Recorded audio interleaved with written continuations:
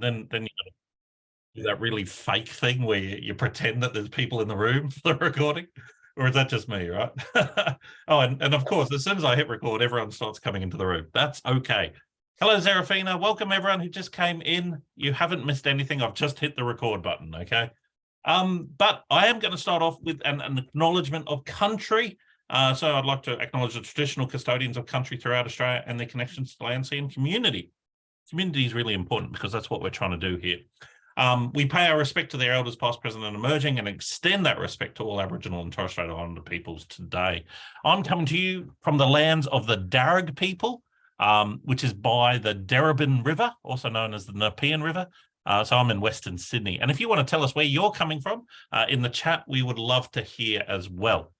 Okay, so yeah, if you've got any concerns with recording, as Kate has said, please turn your camera off. But otherwise, if you want to talk to us, we would love to hear from you. All right.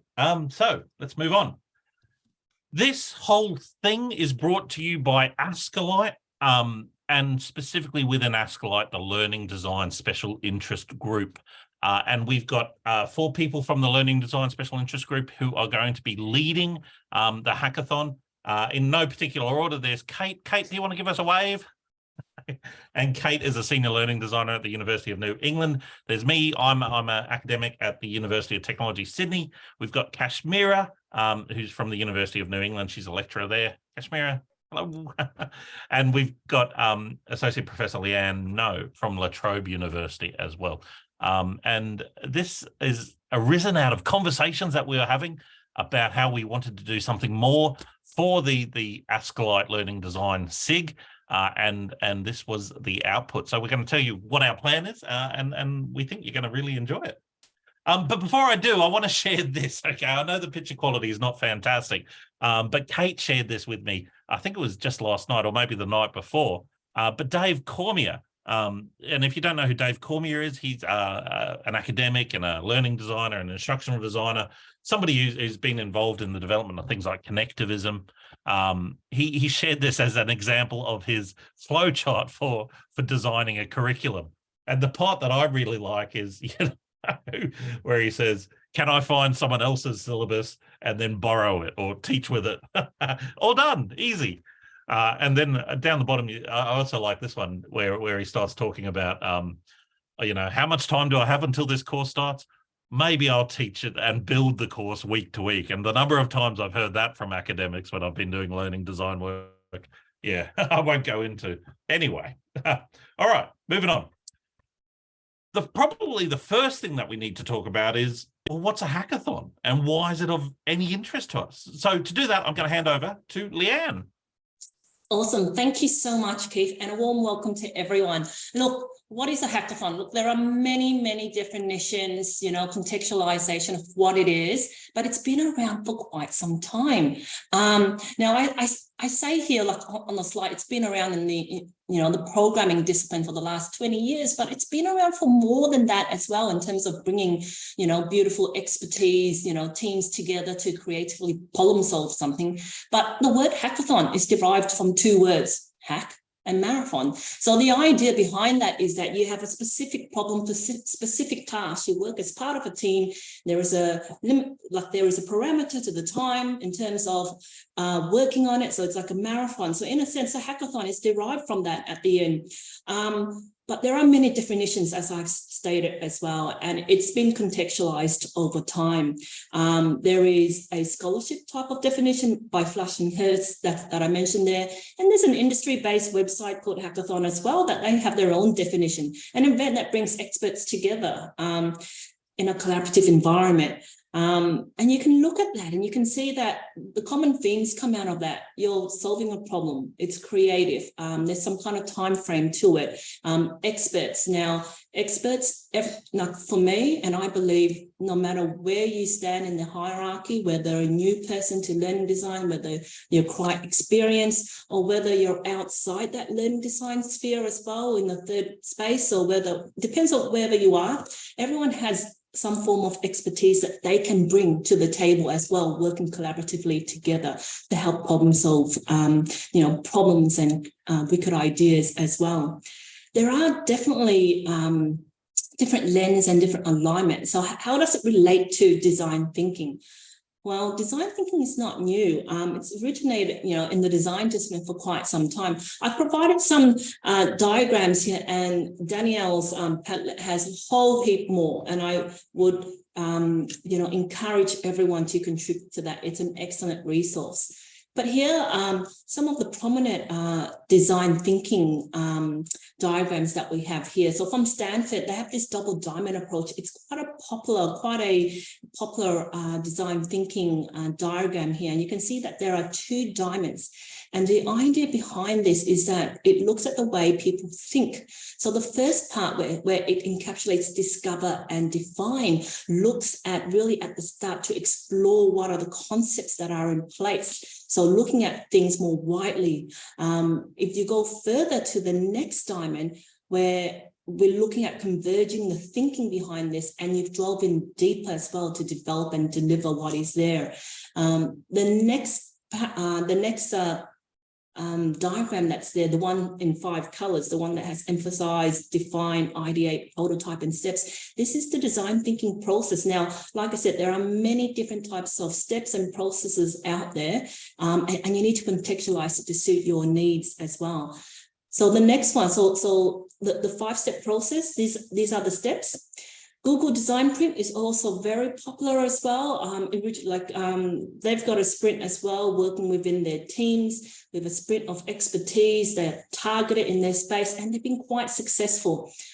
So within the area of design thinking and the process in that, there are many different steps and the thinking behind that. So as I mentioned, Eric, what we're trying to do here is bring together a collaborative team of people with different expertise to solve a particular problem, working together to understand it, to ideate it, and to create some solutions and options regarding that, and to look at providing feedback on whether it works or not. And typically these design processes, you're in a collegial environment and you test ideas, and then typically you fail quite fast as well. Your potential ideas may not be up to scratch based on feedback from your colleagues that are within the actual group as well.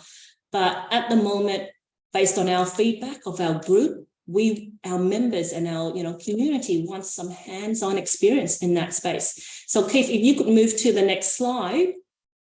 So the big question, what do I get out of it? What do you get out of it? Why do you want to join, and why are we holding these workshops in the first place going forward? Well, we are catering to a wide variety of learning designers, practitioners, academic developers, anyone who has a slight interest in design thinking, coming together to build hands-on expertise and knowledge, and to share, to share ideas in terms of creatively problem solving, some wicked problems that are out there as well. We know that, folks in the learning design area, you might be new to this, which is fantastic. We would encourage individuals who are new to learning design to come in to build their networks. And if you are more experienced in the space, good on you as well, to come in and also offer your wisdom in this space, and also to broaden up your networks and connections. So getting out of this, you're working with a wide range of different folks across different areas to get different perspective on different things. So it's a collaborative design approach. We are looking to raise the profile of learning design, and there are many different types out there, and also building the capacity of members and individuals in this field. And later down the track, we'll have information more about our website, but we want to help. Keith, Kate, Kashmir and I, we are dedicated to supporting, and we're volunteering our time as well. And we are passionate about developing the learning design sector further. And we want to work together. We want to stay on top of the current trends, the current issues in higher education, tertiary, or whether you're in industry or whether you're in the school sector. Let's work together to look at hands-on, working together to creatively problem solve this at the end of the day. So we are keen to help, keen to collaborate. We want to foster innovation. We want to share our knowledge as well. And we want to help and build this, and obviously having a safe environment as well. Okay. I remember when I first started working as a a learning designer. It wasn't even called a learning designer. This was at UTS about 12 years ago. And it was just so isolating, and you were constantly like, is this the right thing? Should I be doing this? I'm not sure about this, It's sometimes just nice to have somebody to talk to and share your ideas with and get feedback to, and that builds capacity, like you were saying, Leanne. Absolutely. All right.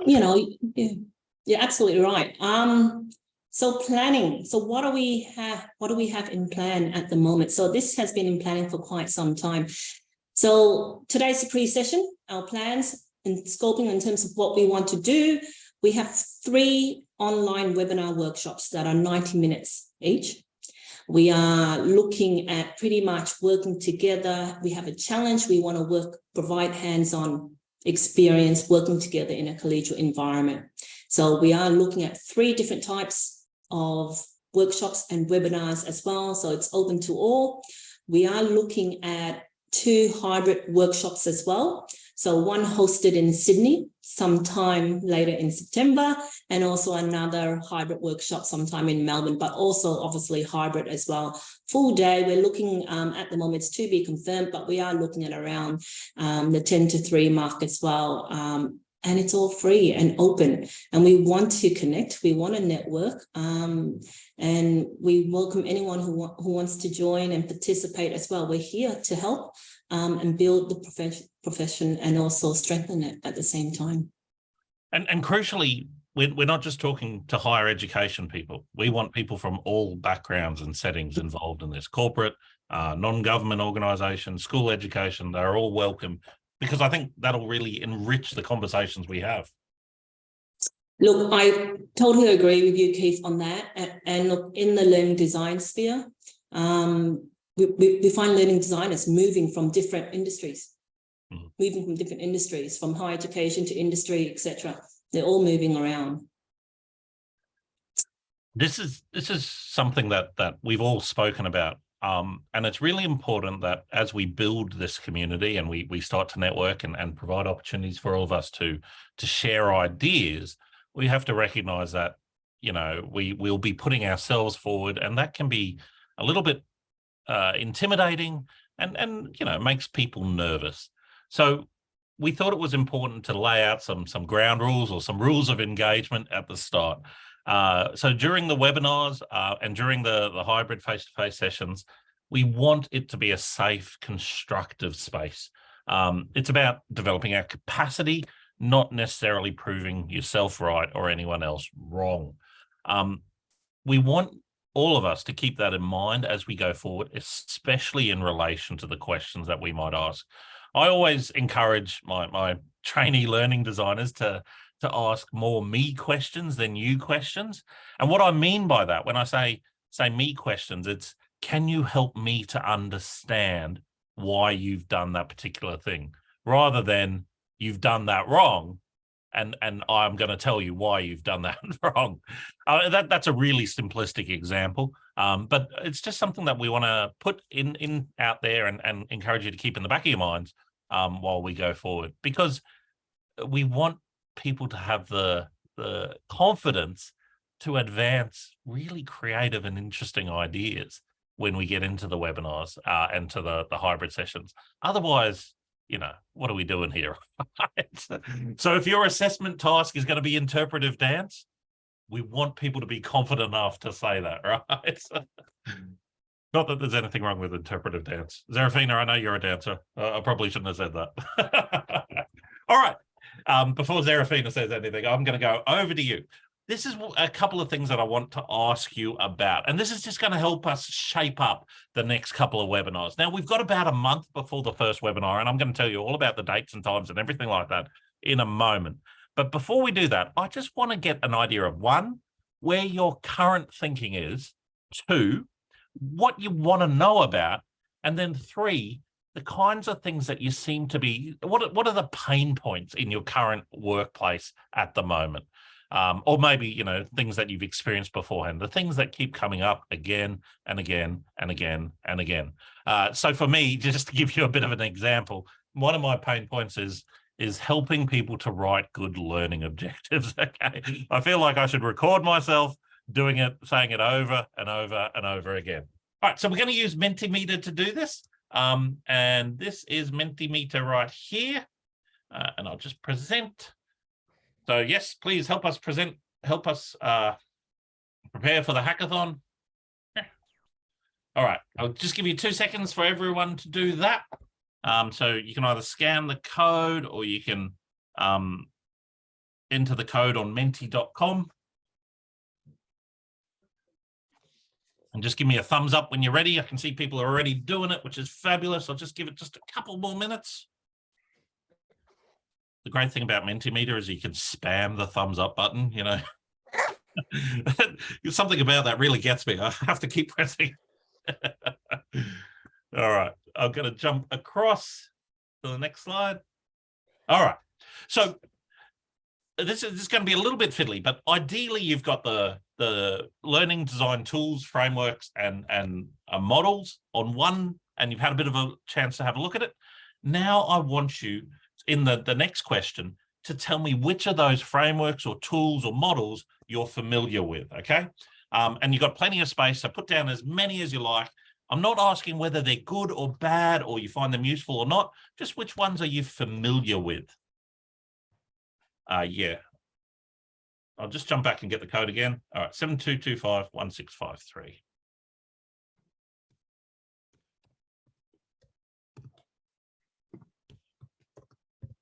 Thanks, Kate. Great work. All right, great. So we've already got some answers in there. Backwards design. Let's see what else you got. And I'm going to give you a few minutes on here just to take some time on it.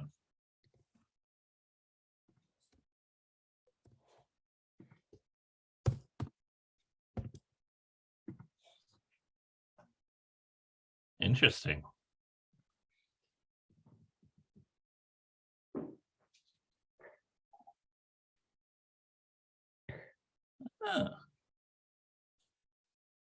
Great.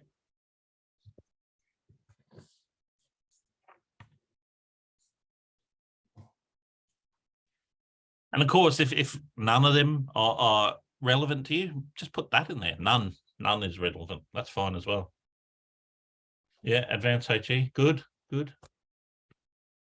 We must be coming up to a submission date for people to put in their senior fellows or their principal fellows, because on Twitter, all I'm seeing are people saying, "Oh, what should I put in my portfolio?"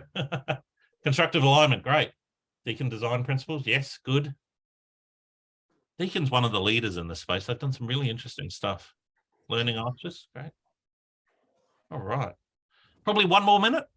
Give everyone a chance and then we'll move on.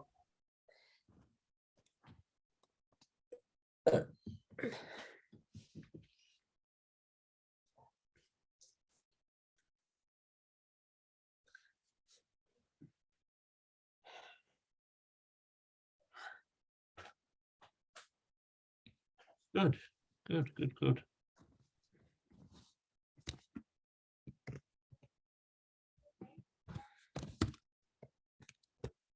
All right. I'm going to move on to the next one. All right. So now I want you to tell me which one, and you probably won't have as many answers for this one, and that's fine, but which ones leap out to you? Which ones have you heard about maybe, and you think, I need to know more about that one? Or perhaps, you know, you just like the sound of it and you like to know more about it. Whatever fits, okay? Just tell us which ones you'd like to know more about.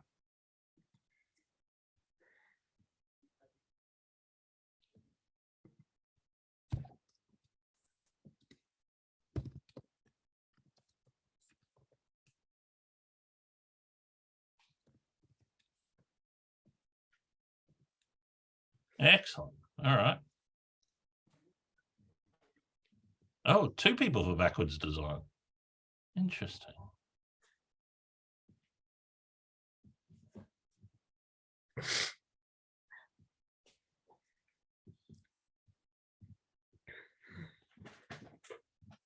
Yeah.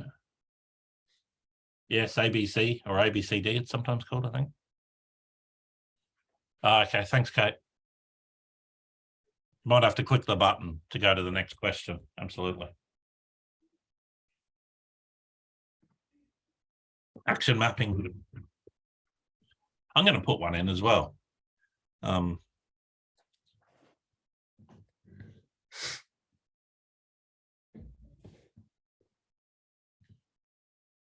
Oh, there we go.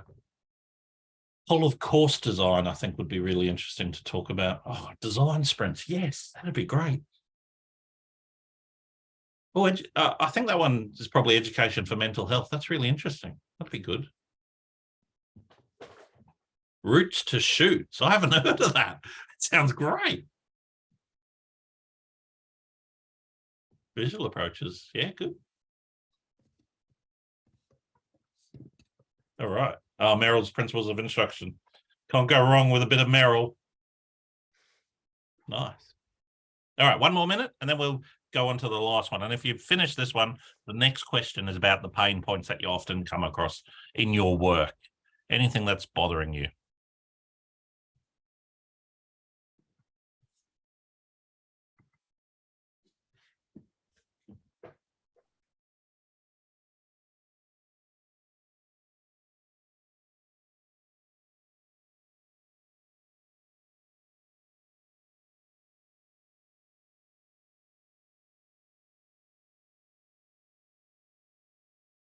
Good.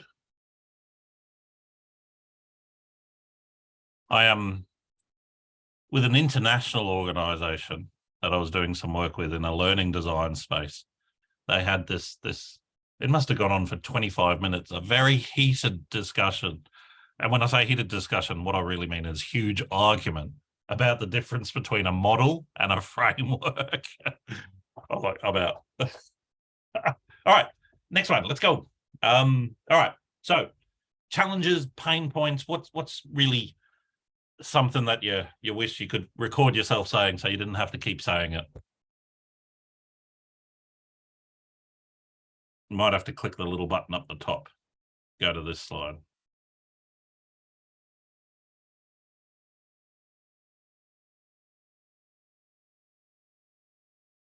Ooh, good one.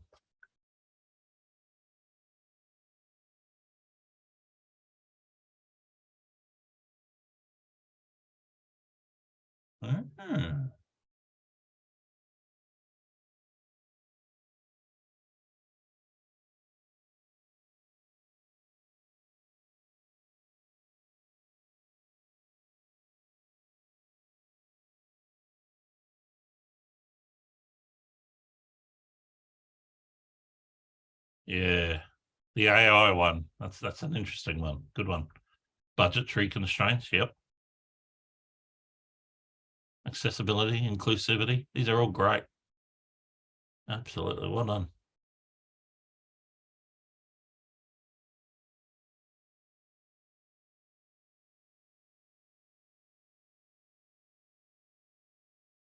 Consistent processes. Yeah.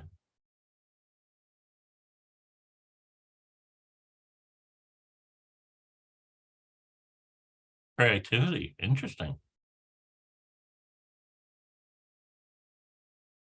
Yeah, good. Wow. I think we've got the most responses to this. Lots of things. This is good. This is good. Keep coming. And of course, as you look at it, you're like, oh, yeah, that one too. I want to write that one down too.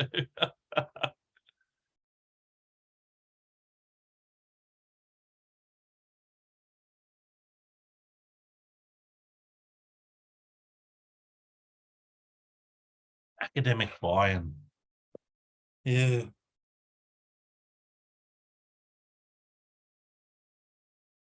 Yeah.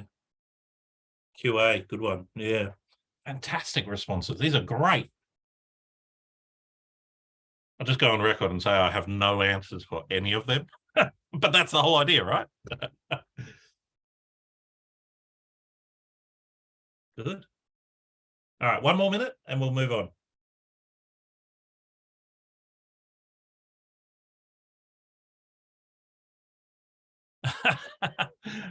Kate's in the chat is saying that she put the quality assurance one in.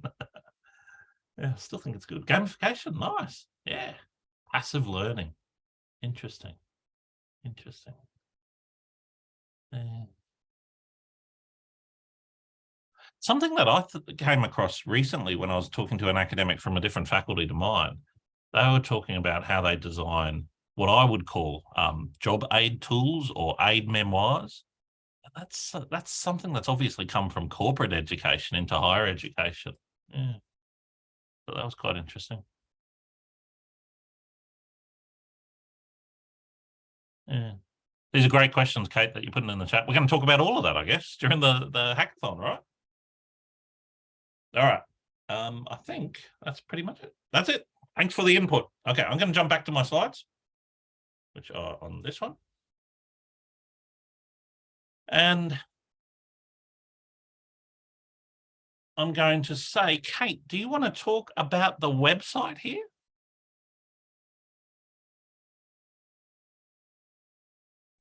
Yes.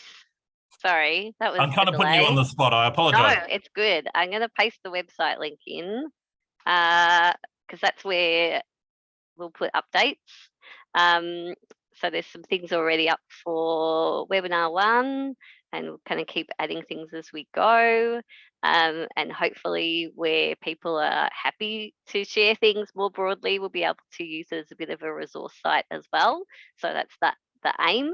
But it's also just a place where, because we're conscious that people have limited time and we want the time in these sessions to be productive, it's where we can provide some resources and some case studies or design challenges that we can bring in. That's not to say that it always has to be pre-populated design challenges. We've just started off that way mostly as a bit of a leveler, because we know that some people may be coming in without necessarily being attached to doing a particular project right now, but are keen to move into this space. Some people may be working in an institution where they're not comfortable to share what they're working on currently, either because of privacy or IP constraints or other things. So we just felt like, at least in the early days, it was good to start off with some particular design challenges that we were providing, and that way it would also just allow for building a bit more of a safe space for people. So, but the aim is really to allow for people to bring their own work as well over time. But the website is a place where those design prompts and those case studies will be available. There is a plan that's at least 2 weeks before. Hopefully it's a bit sooner than that, and we'll also put some information around the hybrid events where are you going to talk more to those at all, Keith, today? No, probably not today. We'll build up to that. Yeah, so there is a plan to have a couple of face-to-face or hybrid events where it's a bit more dedicated time to do like proper hackathon, rather than these types of other sessions that we're doing online are scheduled to be an hour and a half, just because we're conscious of people's time. So that's where you can get the design challenge on the website, have a look at it, plan some things to bring, and then use the time in the sessions in that hour and a half to really dig deep and present to other people and talk about what are those challenges in practice. So that's where the website really supports some of those things, and we'll have the recording from this today on available there afterwards. Yep. Absolutely. Thanks, Keith. Yeah. So the website's going to have all the information and all the resources and all the challenges and briefs and things that we're going to do, like Kate just said. We're going to use LinkedIn to advertise the events and as our registration point of view. So you all registered there. That's how you managed to get here. And you're going to do individual registration. So, you don't have to come to every webinar. You'll get the most value if we build this community and you come to all the webinars and you come to the hybrid events. But we realize, life is life and things will get in the way. So that's why we'll do individual registration for each one. But we hope to see the same kind of faces every, at the same events. All right. Okay. Yeah. So that's basically what I just said, right? So use LinkedIn events for registering, and you can see the way LinkedIn events work. I have to create the event and then I'll share it in the Australian Association of Learning Designers. And one of the reasons we're doing it there is because it's more publicly accessible. So that means we can invite everybody in. But also because Ascolite is struggling with the Teams registration and all of that kind of stuff. So Teams isn't a really good sign point. And we wanted to get cracking on this. So that's what we're going to do. If you're not a member of the Australian Association of Learning Designers, I'd really encourage you to join. We're really ramping it up this year and sharing lots and lots of information there. All right. That's the final thing. But I should probably hand back to Leanne and see, what have I missed, Leanne? I think at the moment, really I'd love to hear from people. Like we've got 14 folks in the room as well. Love to hear your expectations and what you're wanting to get out of it. So just some ideas around that as well, because at the end of the day, the four of us, Kashmira, Kate, Keith and I, we're here to help. And we are designing these sessions, but we would love to make sure that these sessions are of relevance and appropriate to you as well. So it helps you in your career or professional or personal goals in life as well. So feel free to put in your comments in the chat or take the mic.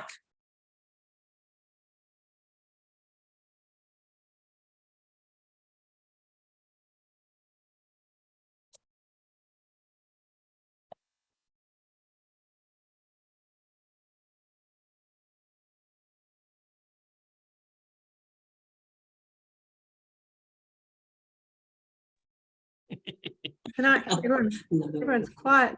I was just going to say, it's just really helpful to enrich your palette and see how others design, and particularly with helping other learning designers to expand their own palette, because we tend to get stuck to, I know I do, I get stuck to doing the things that I know will work best, and it can be a bit of a rut. So seeing how others do it would be great. Well, thank you for sharing. I think that's fantastic, and I think that's one of the benefits here, you know, in terms of these hackathons and these design thinking sprints or, you know, collaborative approach. It's really promoting that diverse set of backgrounds as well, and empowering others from different backgrounds, different disciplines, different age groups, different cohorts, different cultures, etc. And the richness around that is quite outstanding as well. I'm just reading a few things from the chat. Oh, fantastic. Relatively new. So Jubin Jacob, love to know more about the practicalities and the context within that digital lens as well. Fantastic. No, that's great. You know, one of the key issues here, we're moving towards online and digital. We've been doing that for quite some time, but obviously with COVID, it's just, you know, just made things 1,000 times more prominent at the moment. Designing assessment in the digital age is very challenging and very tricky as well, with budget constraints across the universities, etc. So navigating that is a key issue as well. And others, we've got looking forward to working alongside others. Fantastic.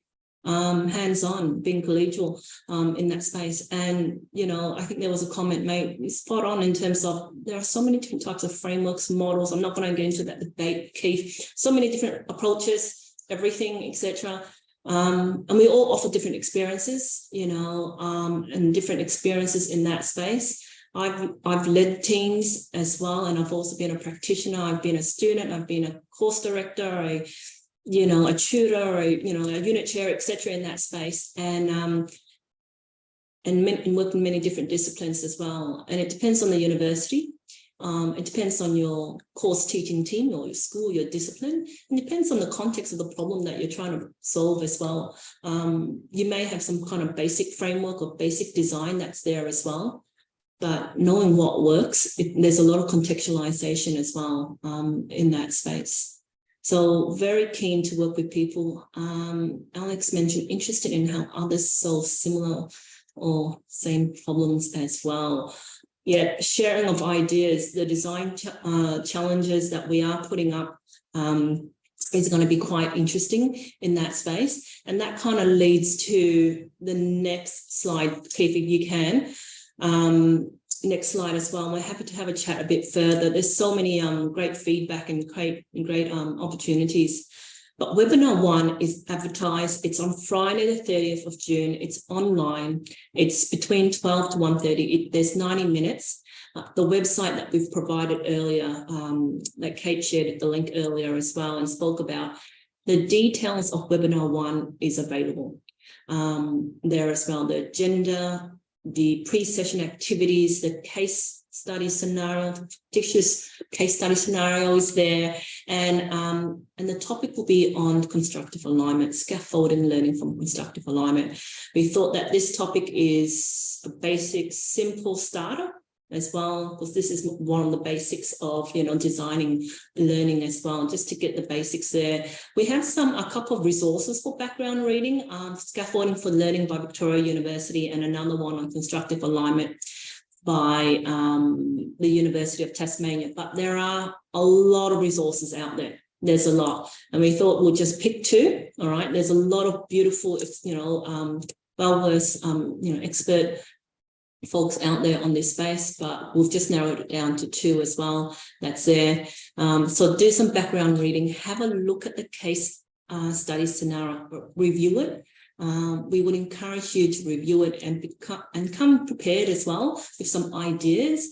It will be a hands-on activity, but we will also hold your hand and guide you through the process as well. So we will, the agenda will cover, you know, basics, introduction, welcome. We'll give a recap and overview again on scaffolded learning and constructive alignment. And we'll go through the actual case study scenario. All right, the information's all there. We have the information in the scenario, and then we have a bit of time to break out into your groups. We will be encouraging a multi-disciplinary group as well, and diverse groups, so you can get different perspectives on the group discussion. We would also want to, at the end, come back, have a debrief. Each of the groups will come back and present and talk and discuss about your ideas and debrief your ideas to the rest of the group as well. And it's a collegial environment. We won't be recording those sessions, because obviously there's a lot of hands-on activity, a lot of discussions as well in that space. And we want to also with each of our online webinars, even though they're not being recorded, we may take some screen grabs, because we do want to create a 1-minute teaser, you know, video as well, so we can promote that a bit further in that space going forward. So it is hands-on, come in with an open mind. And, you know, like we said earlier, if you're new, if you're novice, if you're looking at a career change, etc., you're interested in learning design, this is the first webinar is a really gentle first step to help ease people in. And if you are an experienced person, please come in and help, you know, showcase your wisdom, you know, broaden your network in this space as well. We would love to hear from you.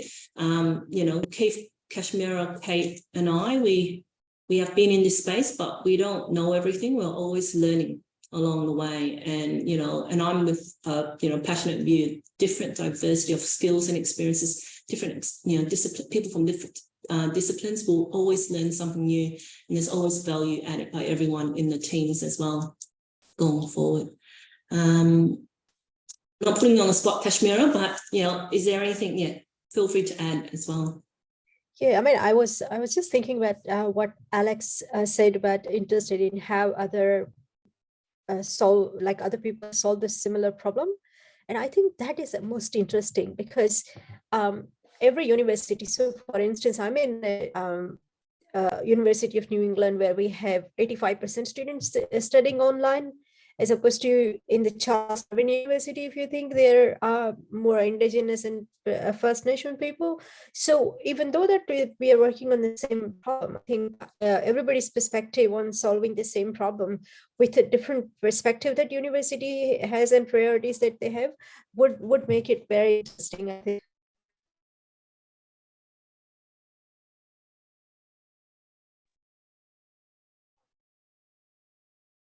That's fantastic, Kashmira. Absolutely, well spoken, and, you know, on the point of that is really great as well. I'm just at the moment, look, with the webinar, it's there, the links are there. We would encourage you, please also share it widely as well.